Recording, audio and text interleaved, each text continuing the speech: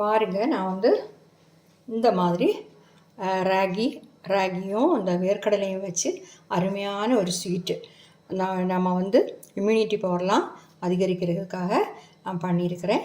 இந்த வீடியோ ஃபுல்லாக நீங்கள் பார்க்கணும். பார்த்துட்டு நீங்கள் அந்த மாதிரி ட்ரை பண்ணி பார்க்கணும். உடம்புக்கு ரொம்ப நல்லது. பாருங்கள், ஒன்று எடுத்து காட்டுறேன். பார்த்தீங்களா, சூப்பர் டேஸ்ட்டாகவும் இருக்கும். வாங்க அது எப்படி பண்ணுறதுங்கிறது பார்க்கலாம். அதுக்காக நாம் முதல்ல ஒரு பேன் வச்சுட்டு ஒரு அரை கப்பு வேர்க்கடலையை வறுத்து எடுத்துடலாம். வறுத்த வேர்க்கடலைன்னா நீங்கள் வந்து கொஞ்சம் நேரம் ஒரு 2 நிமிஷம் வறுத்தா போதும்.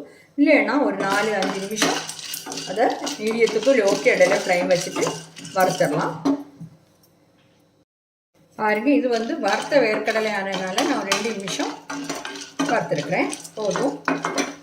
நீங்கள் பச்சையாக வறுக்காதுன்னா நீங்கள் ஒரு 5 நிமிஷம் வறுத்துக்கோங்க. ஃப்ளேம் கம்மி பண்ணி வச்சு வறுத்துக்கோங்க. இதை வந்து இப்போ மாற்றிடலாம். அடுத்ததாக நாம் இந்த பேனில் 1 ஸ்பூன் நெய் சேர்த்துக்கலாம். சேர்த்துட்டு இதில் வந்து 1 கப்பு கேழ்வரகு மாவு சேர்க்குறோம். ராகி ஃப்ளோர் இதை சேர்த்து ஃப்ளேம் கம்மி பண்ணி வச்சு நல்லா வறுத்தரலாம். நல்லா நெய்யில் வறுக்கும்போது இன்னும் நல்ல டேஸ்ட்டாக இருக்கும்.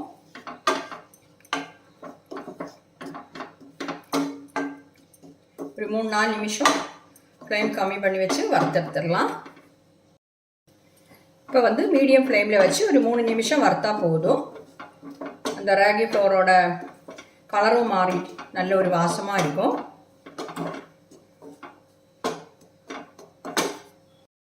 நாம் 3 நிமிஷம் வறுத்துட்டோம். நான் வந்து ஃப்ளேம் ஆஃப் பண்ணிட்டேன். பாருங்கள், அதோட நிறம் எல்லாம் மாறி நல்ல ஒரு வாசம் வருது.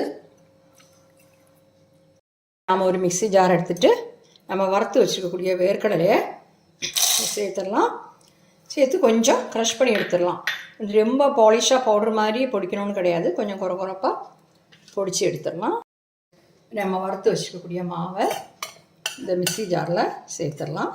ஆறுனதுக்கு அப்புறம் தான் நம்ம வந்து இதை வந்து 2 சுற்றி எடுத்துட்டா போதும்.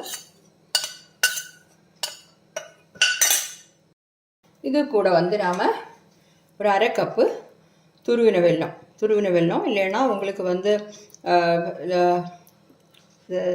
சர்க்கரை கிடச்சுன்னா அதையும் சேர்த்துக்கலாம். ஆர்கானிக் சர்க்கரை கிடைக்குமே, அதையும் சேர்த்துக்கலாம். இல்லை கருப்பட்டின்னா அதை சேர்த்துக்கலாம். உங்களுக்கு விருப்பம் இல்லை, எது வேணாலும் சேர்த்துக்கலாம். நான் இப்போ வந்து வெல்லம் தான் அரை கப்பு சேர்த்துருக்குறேன். இது கூட வந்து நாம் அரை டீஸ்பூன் ஏலக்காய் பவுடர் சேர்க்கணும். அரை டீஸ்பூன் போதும். அதையும் சேர்த்துட்டு 2 சுற்றி எடுக்கலாம்.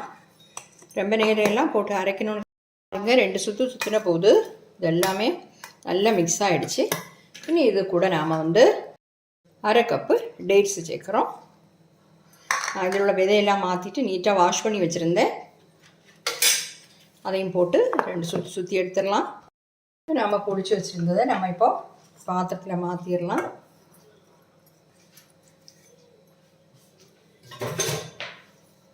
எல்லாமே நல்லா மிக்ஸ் ஆகிடுச்சு. நம்ம போட்ட டேட்ஸு, அதே மாதிரி வெல்லம் எல்லாமே மிக்ஸ் ஆகிடுச்சு.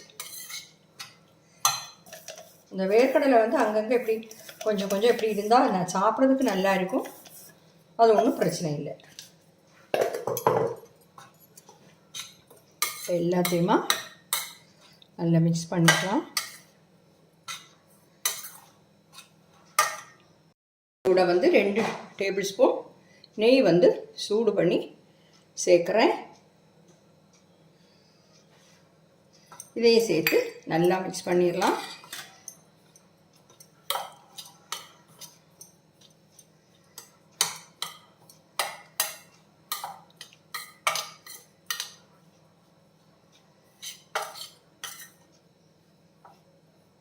நெய் எல்லா இடத்துலையும் படட்டும். அப்போ தான் நம்மளுக்கு உருண்டை பிடிக்கிறதுக்கு நல்ல பருவமாக இருக்கும்.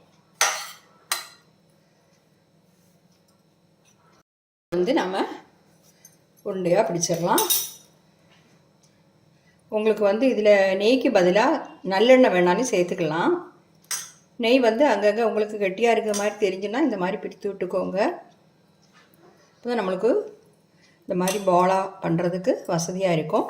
இல்லை உங்களுக்கு ரொம்ப ட்ரையாக இருக்குதுன்னு தெரிஞ்சால் நீங்கள் வந்து இன்னும் கொஞ்சம் நெய் சேர்த்துக்கலாம், ஒன்றும் பிரச்சனை இல்லை. இப்படி பாலாக பண்ணும்போது கொஞ்சம் அழுத்தி இப்படி பண்ணுங்கள்.